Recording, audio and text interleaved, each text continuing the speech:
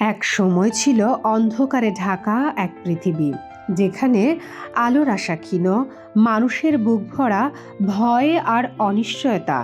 ঠিক সেই সময় কোনো রাজপ্রাসাদে নয়, কোনো সোনালি পালঙ্কে নয়, জন্ম নিয়েছিল এক শিশু, নীরব এক গোয়ালঘরে। সেই শিশুই বদলে দিয়েছিল ইতিহাস। প্রতি বছর 25 ডিসেম্বর আলোয় ভরে ওঠে চার্চ, বাজে ঘণ্টাধ্বনি, ভেসে আসে প্রার্থনার সুর। কিন্তু বড়দিন কেবল উৎসব নয়, বড়দিন মনে করিয়ে দেয় সবচেয়ে গভীর অন্ধকারেও জন্ম নিতে পারে আলো।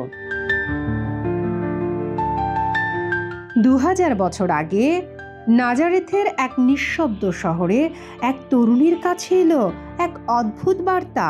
স্বর্গীয় দূত বললেন, তুমি জন্ম দেবে এক সন্তানকে, যিনি মানুষের মুক্তির পথ দেখাবেন। ভয় পেয়েছিলেন মেরি।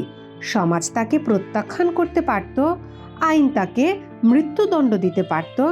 তবু তিনি বেছে নিয়েছিলেন বিশ্বাস, ভয়কে নয়। রোমান সম্রাটের আদেশে জোসেফ আর মেরিনকে যেতে হয় বেথেলহেমে। শহর ভরা মানুষ, বন্ধ দরজা, নেই কোনো আশ্রয়। শেষ পর্যন্ত এক গোয়ালঘর হয়ে ওঠে আশার ঠিকানা।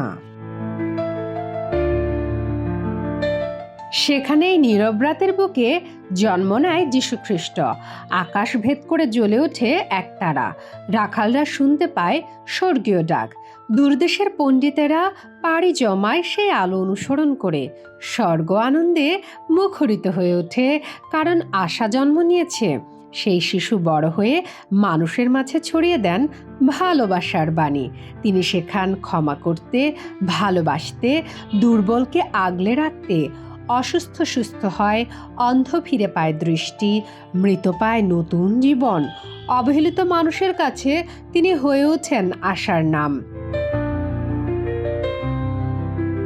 কিন্তু আলো সহ্য করতে পারে না অন্ধকার। সত্য ভয় পাইয়ে দেয় ক্ষমতাকে।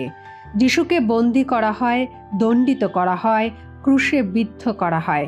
সবাই ভেবেছিল গল্প শেষ, কিন্তু তৃতীয় দিনে কবর ফাঁকা ছিল, মৃত্যু হেরে গিয়েছিল।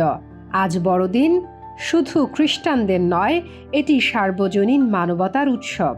দেশ, ভাষা, ধর্মের সীমানা পেরিয়ে বড়দিন আমাদের শেখায় ভালোবাসাই সবচেয়ে বড় শক্তি। বড়দিন মনে করিয়ে দেয় সবচেয়ে বড় অলৌকিক ঘটনা জন্ম নেয় বিনয়ের ভেতর। আর কখনো কখনো একটুখানি আলো বদলে দিতে পারে পুরো পৃথিবী। শুভ বড়দিন। শামীমা আক্তার, বাংলা বাজার পত্রিকা, ডিজিটাল।